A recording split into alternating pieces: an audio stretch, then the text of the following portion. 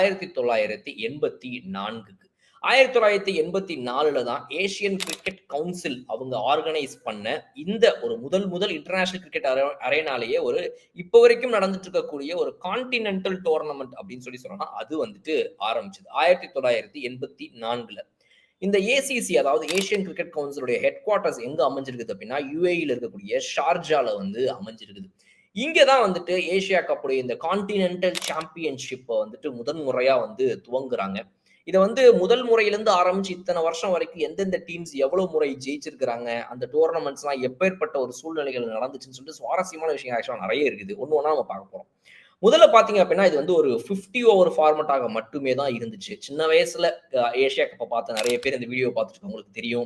50 over மேட்ச்களாக இருக்கும்போது இந்த Asia cup எப்பேற்பட்ட ஒரு இன்ட்ரெஸ்டிங்கான மேட்ச் தான் இருக்கும் அப்படிங்கிறது.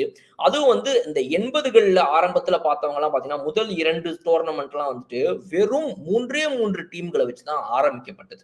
எஸ், இந்தியா, பாகிஸ்தான், ஸ்ரீலங்கான்ற இந்த 3 நாடுகளை கொண்ட டோர்னமெண்டாக மட்டும்தான், அதாவது கிட்டத்தட்ட ஒரு ட்ரை சீரீஸ் சொல்லலாம், ட்ரை நேஷன் சீரீஸ். ஸோ இந்த 3 நாடுகள் மட்டும்தான் போட்டி போடக்கூடிய ஒரு சீரீஸாக இது இருந்துச்சு. இந்த டோர்னமெண்ட் இதுக்கப்புறமா கொஞ்சம் கொஞ்சமா வந்து அணிகளை வந்து சேர்க்குது உள்ளுக்குள்ள. பங்களாதேஷ் 4வது அணியாக உள்ள வந்து சேர்றாங்க.